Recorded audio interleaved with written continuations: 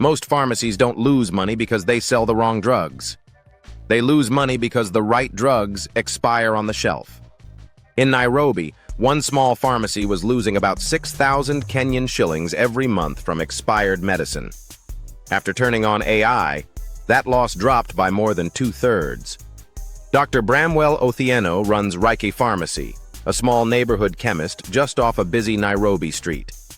Like most pharmacies in Kenya, he works with limited space, tight margins, and non-stop demand. Once he started using an AI-powered platform called Zendawa, his entire operation changed. Zendawa tracks inventory in real time and flags drugs that are close to expiring. Since adopting it, Reich Pharmacy now saves roughly 4,000 shillings every month and is pushing towards zero waste.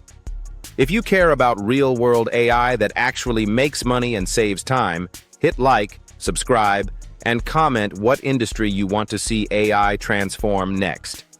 Here's the bigger picture. Kenya has only 2 pharmacists per 1,000 people compared to more than 100 per 1,000 in the US. Most pharmacies are small, offline businesses using pen and paper.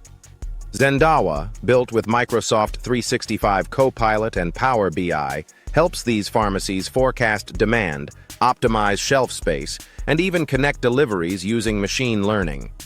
Since launching in 2023, Zendawa has onboarded over 820 pharmacies, mainly in Nairobi and Nakuru.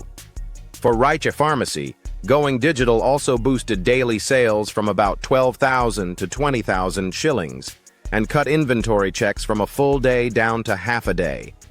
Zendawa even uses business data to generate credit scores, helping pharmacies access financing without traditional collateral.